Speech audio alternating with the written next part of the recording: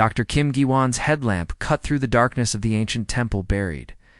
Deep beneath the surface of planet Kepler 4 for 2b, the air was thick and humid, carrying strange scents that reminded him of ozone and old flowers. His boots echoed against the smooth stone floor as he approached the centerpiece of their 3-month excavation. The crystalline figure stood in the heart of the circular chamber, bathed in an eerie blue glow that seemed to come from within its own structure. Ji-won had seen many alien artifacts during his 15 years as a Zen archaeologist, but nothing like this. The statue was nearly 7 feet tall, depicting a humanoid female with elegant features and flowing hair that seemed frozen mid-motion. Her armor was intricate, covered in symbols that shifted and changed when viewed from different angles. "Still talking to your girlfriend?" Park Min-ho's voice echoed from the tunnel entrance as he emerged carrying a fresh battery pack for their equipment. His colleague had been teasing him about his obsession with the statue for weeks now. Gi-won wiped sweat from his forehead with the back of his hand. "There's something different about this one, Min-ho. Look at the crystal matrix structure. It's not just decorative, it's functional. Like some kind of advanced technology we don't understand." Min-ho set down his equipment and walked over, his boots crunching on the loose gravel. "You've been down here for 18 hours straight? The transport ship leaves in 6 hours, and you haven't even packed your samples yet." The statue's surface pulsed gently, its inner light growing brighter and dimmer in a steady rhythm that reminded Ji-won of a heartbeat. He'd documented this phenomenon, but couldn't explain it. Every scan they'd run came back with impossible readings. The crystal showed signs of active energy circulation, but that should be impossible after 1,000 years. "I'm telling you, there's something alive in there," Ji-won muttered, adjusting his scanner settings for the 100th time. "The energy patterns are too regular, too organized. It's like it's waiting for something." Min-ho laughed and shook his head. "Live, Guan, you need sleep. It's a statue. A very pretty, very expensive statue that's going to make us famous when we get it back to Earth, but still just a statue." Above them, the temple's ceiling displayed a moving star map that showed constellations Ji-won didn't recognize. The whole structure was a marvel of engineering, perfectly preserved despite being buried for millennia. The walls were covered in hieroglyphs that seemed to tell a story of great battles fought among the stars.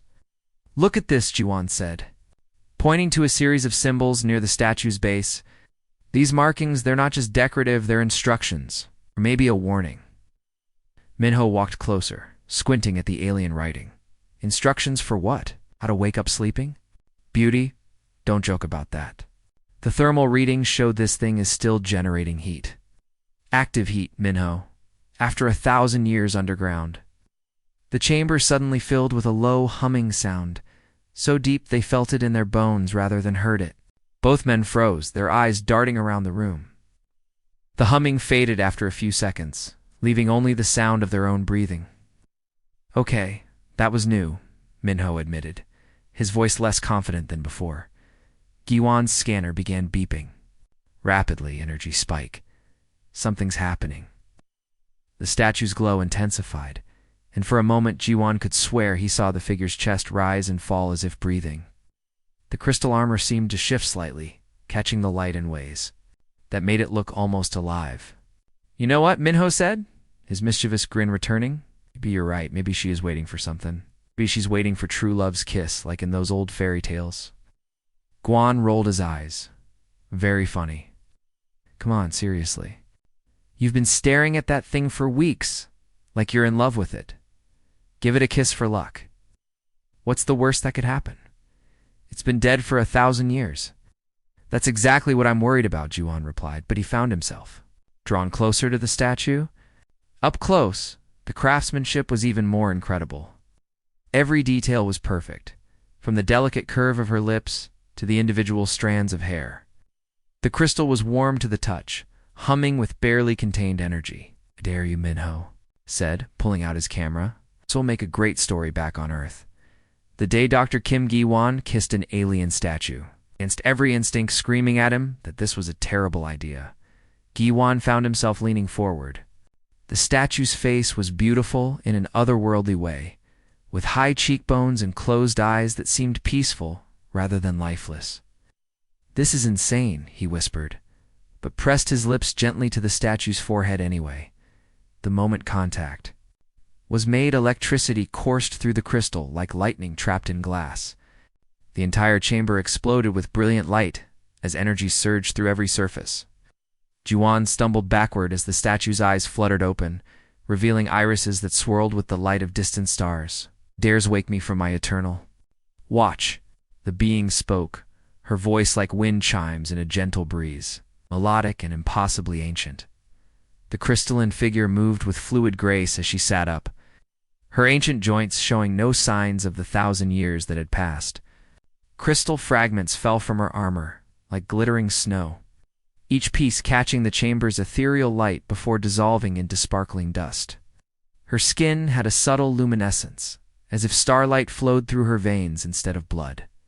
Guan stumbled backward, his heart hammering against his ribs. This was impossible.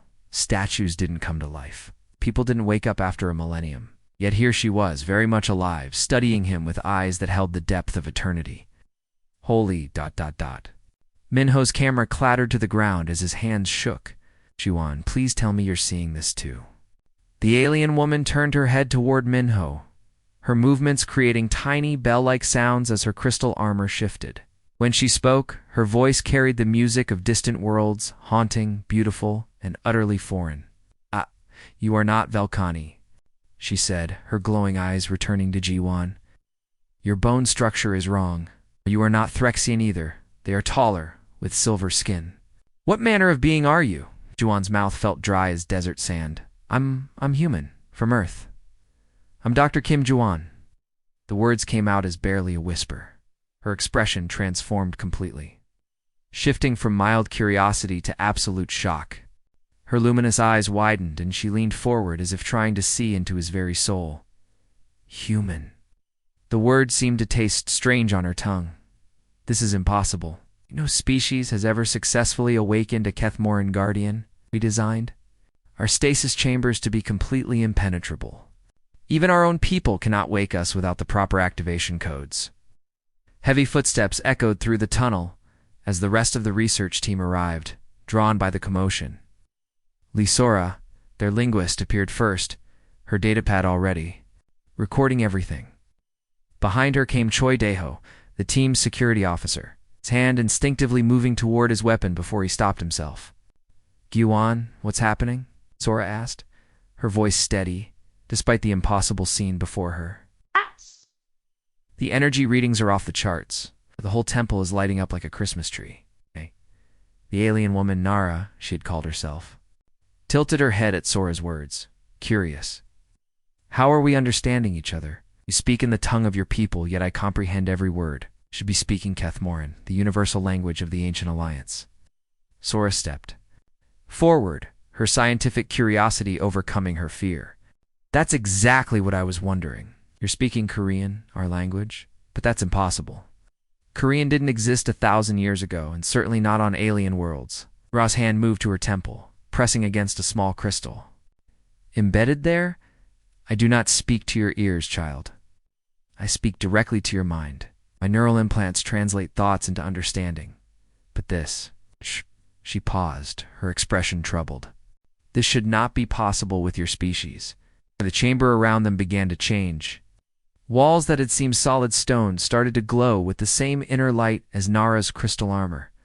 Symbols appeared along the surface's star charts, battle formations, and what looked like warnings written in a dozen different alien scripts.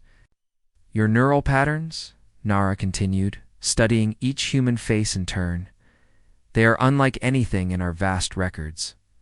We have encountered over 300 different species across the galaxy. Peaceful traders like the Velkani, warrior races, like the Threxian hive minds, like the Zephyrians. But none of them could wake us." Daeho cleared his throat nervously. "Ma'am, with respect, what exactly are you guarding? Oh.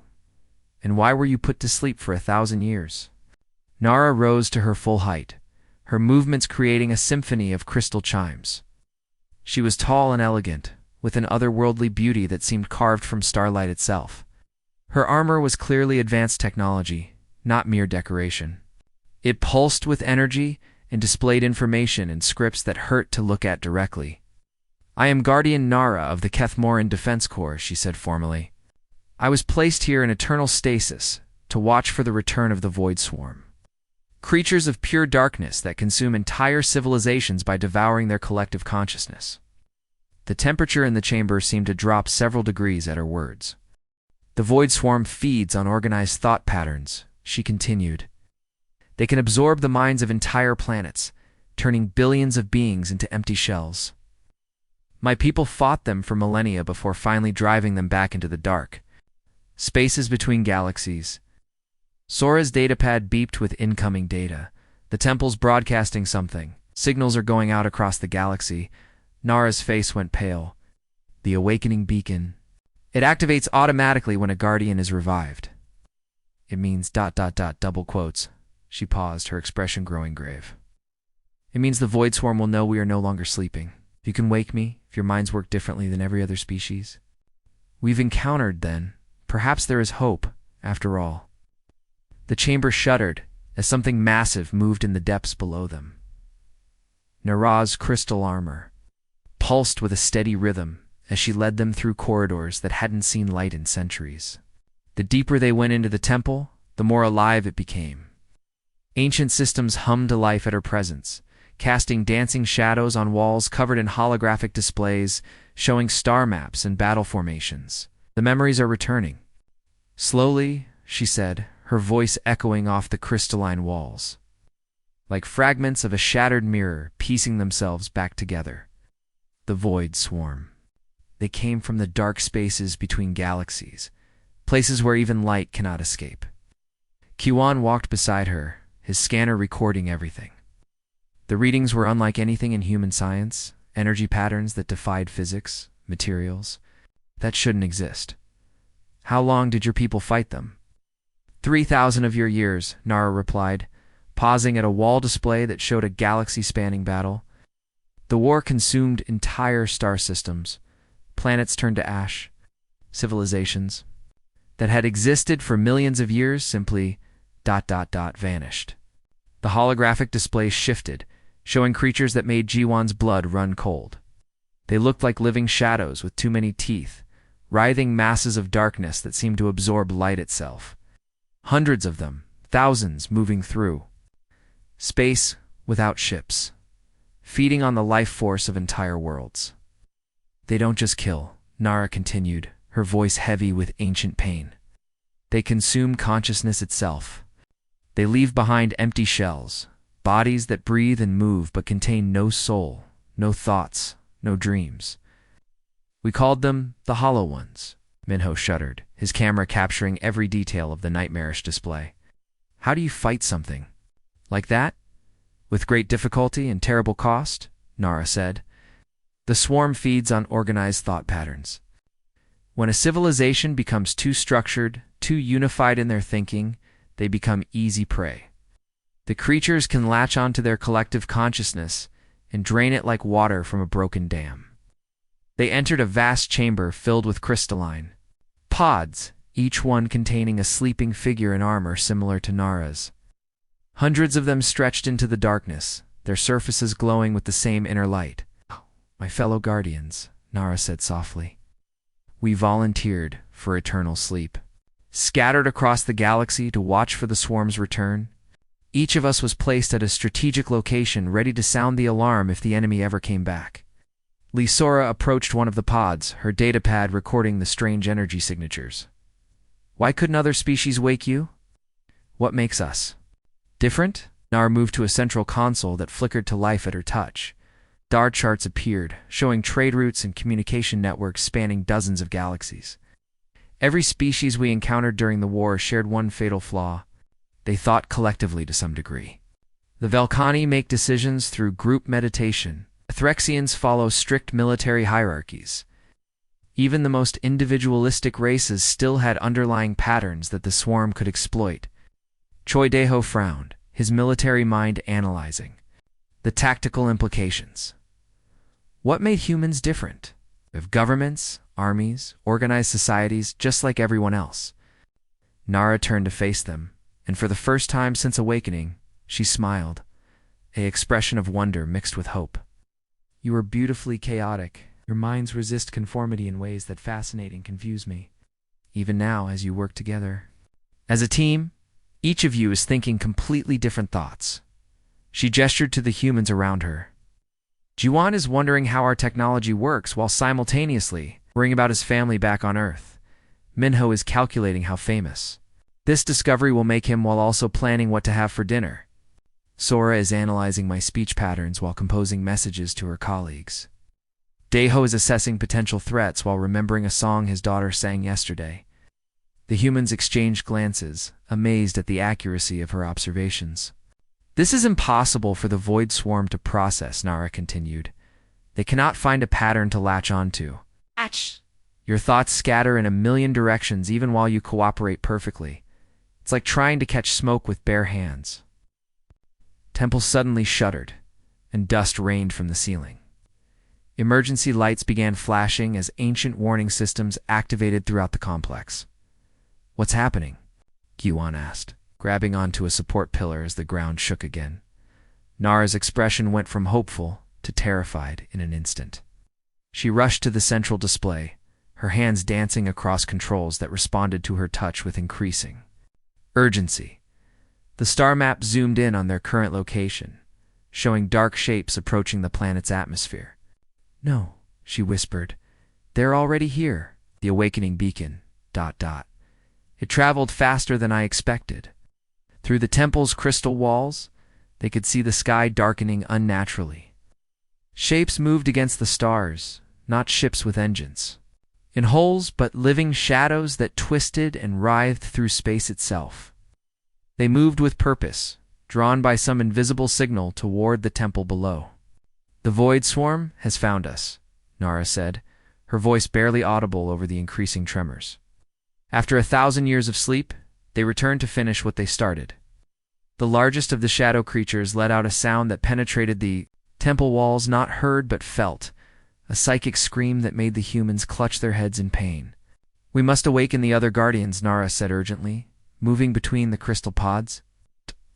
But the process takes time we don't have. And without proper preparation, we might not survive what's coming. The ancient Kethmoran ship rose from the temple's hidden depths, like a crystal mountain coming to life. Its hull gleamed with the same inner light as Nara's armor, covered in flowing patterns that seemed to move and breathe. The vessel was massive, easily the size of 3 Earth battleships. Yet it moved through the atmosphere with the grace of a bird. Giwan pressed his face against the transparent walls of the bridge, watching his home planet Kepler-4 to be shrink. Below them, the Void Swarm creatures circled the world like hungry sharks, their shadow forms blocking out entire continents. Some were the size of cities, others stretched across hundreds of miles of space. The ship responds to Kethmoran neural patterns, Nara explained, as she guided them through a gap in the enemy formation. But it also seems to recognize something in your human minds. It's another impossibility that gives me hope. The bridge was unlike anything in human technology. Instead of buttons and screens, crystalline surfaces responded to thought and touch simultaneously. Holographic displays showed star maps, enemy positions, and guardian locations scattered across the galaxy like sleeping fireflies. Song Haijin, their new navigator who had joined the mission from the orbital research station, ran her hands over the alien controls with surprising ease. This is incredible. It's like the ship wants to teach me how to use it. 'Cause it does, Nara said, her attention focused on piloting them through a field of asteroid-sized void creatures. Kethmoran technology was designed to work with any willing consciousness. We believed that cooperation, not domination, was the key to survival. Their first destination appeared on the view screen Crystallis, a world of eternal winter where ice formations stretched toward purple skies. The planet's surface sparkled like a jewel, but Giwan could see dark shapes moving beneath the frozen seas. Guardian Vex has been sleeping here for 800 years, Nara said, as they descended through swirling snow clouds. He was one of our best warriors, specializing in psychic defense techniques. The Guardian Temple on Crystallis was built into a mountain of pure ice, its corridors glowing with trapped starlight. Vex's stasis chamber sat at the heart of a frozen waterfall. crystalline warrior, looking like he was carved from the ice itself. When Jiwan placed his hand on the chamber's surface, the same energy surge occurred. Vex's eyes opened with the light of distant suns, and his first words were a battle cry in the ancient Kethmoran language. The awakening spreads faster now, Nara observed as they helped Vex to his feet. Your neural pattern is becoming stronger. More focused? You're learning to use abilities you didn't know you had? But their departure from Crystallis was anything but peaceful. Void Swarm scouts had tracked them, erupting from the planet's frozen core like living nightmares. The creatures moved through solid ice as if it were water, their forms shifting and writhing as they pursued the escaping ship. Evasive maneuvers, Nara shouted, as shadow tendrils reached for their hull. The ship responded to her thoughts, spinning and diving through ice caverns barely wide enough for its massive frame. Behind them, the void creatures screamed their psychic rage, a sound that made the humans clutch their heads in pain. Their next stop was Sahara Prime, a desert world where sand dunes stretched beyond the horizon. Here, Guardian Tor had been waiting in a temple buried beneath an ocean of golden sand. The awakening was easier this time. Jiwan barely needed to touch the chamber before Tor's eyes blazed to life. Two guardians awakened, Tora said, his voice like grinding stone. I can feel their consciousness across the void. But I also feel ... darkness gathering. He wasn't wrong. As they left Sahara Prime, entire fleets of void creatures followed them. Not just scouts now, but massive forms that dwarfed their ship. Some looked like writhing octopi made of shadow. Others resembled massive insects with too many eyes. All of them radiated hunger and malevolent intelligence. They're learning, Nara said, as she pushed the ship's engines to their limits. Awakening teaches them more about us. They're adapting their tactics, sending larger forces. The pattern continued across a dozen worlds. On the water planet Aquatica, they awakened Guardian Luna from her chamber beneath the waves, fighting off void creatures that moved through the ocean like living oil slicks. On the jungle world of Verdania, Guardian Rex emerged from a tree that had grown around his stasis pod over centuries. Each awakening brought new allies, but also escalated the threat. The Void Swarm was no longer sending scouts. They were deploying their full military might. Song Haijin looked up from her navigation console, her face pale with shock. I'm detecting massive swarm movements. Hundreds of thousands of them. All converging on... She paused, double-checking her readings. They're heading for Earth. Guwan's heart felt like it stopped beating. My home world. My family. The main display showed Earth's solar system, and it was terrifying. Dark shapes moved between the planets like a plague of locusts, more void creatures than they had encountered. On all the other worlds combined, they were massing for something big, a final assault that would decide the fate of humanity. They've figured it out, Nara said grimly. The swarm realizes that humans are the key to awakening guardians. They're going to eliminate your entire species before we can complete our mission. Tor stepped forward, his ancient armor gleaming with battle-ready energy. Then we make our stand there. All of humanity's chaotic minds together, linked with our ancient technology, it may be our only chance. Giwan stared at the approaching swarm and knew that everything his world, hissed people, the future of consciousness itself, would be decided in the battle to come. The ancient Kethmoran ship dropped through Earth's atmosphere like a falling star, its crystal hull glowing white-hot from the desperate journey home. Through the bridge windows, Guan could see his world transformed into something from a nightmare. The sky had turned an unnatural black, blotted out by millions of writhing shadow creatures that moved like living smoke across the heavens. Dear God, Song Haijin whispered, her hand shaking as she worked the navigation controls. There are so many of them. The Void Swarm had arrived in force. Creatures the size of mountains drifted through the clouds, their forms constantly shifting, between solid shadow and pure darkness. Smaller scouts, each one bigger than a city block, darted between them like hungry piranhas. The largest beings stretched across entire continents, their psychic screams creating storms that raged across the planet's surface.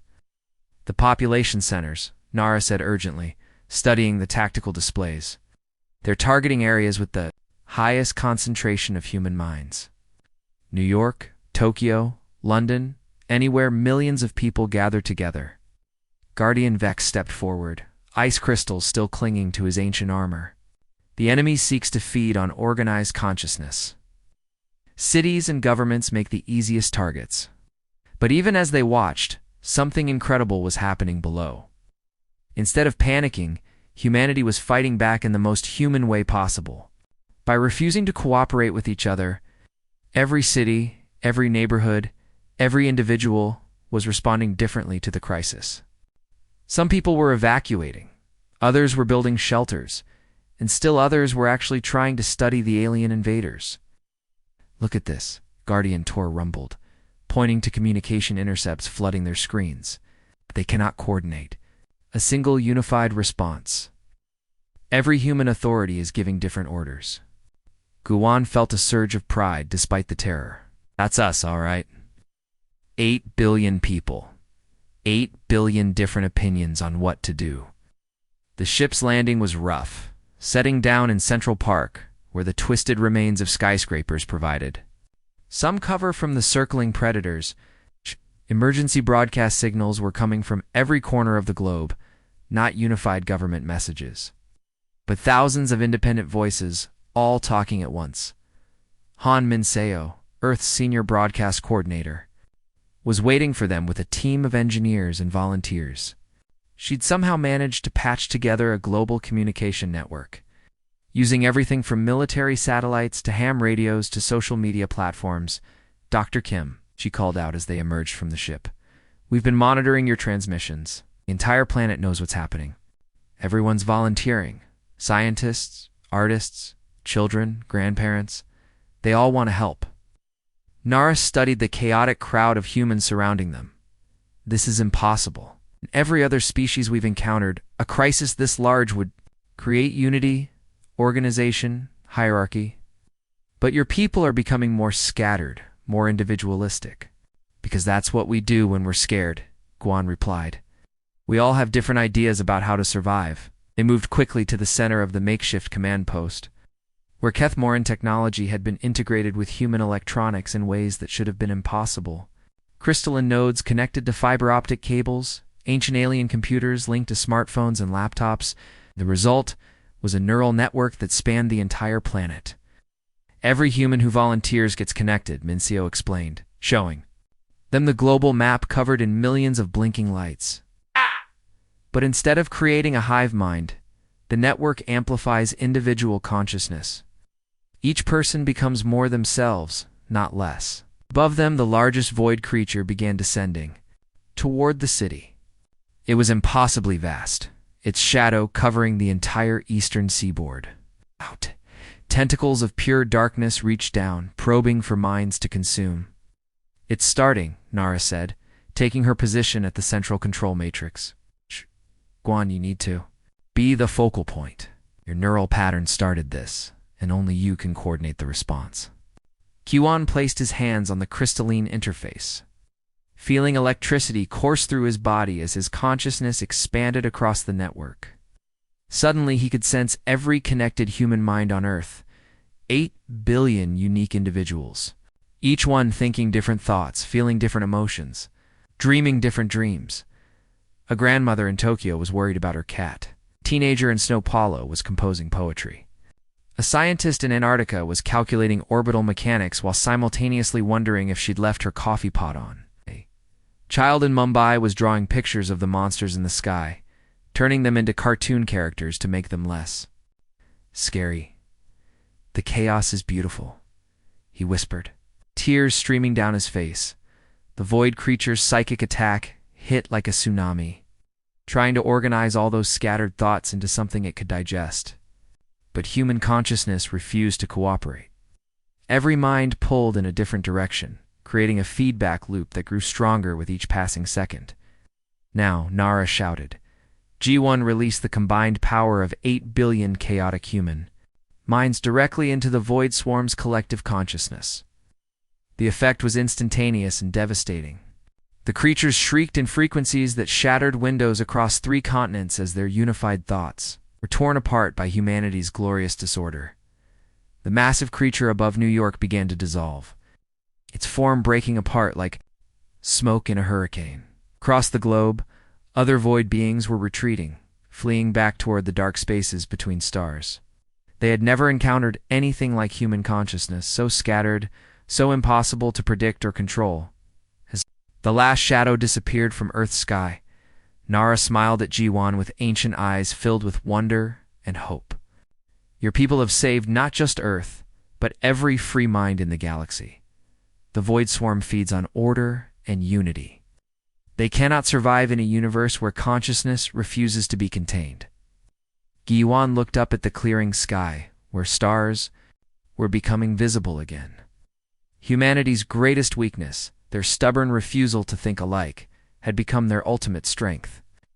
The age of human expansion into the galaxy was about to begin, and it would be beautifully, chaotically, perfectly human. The end.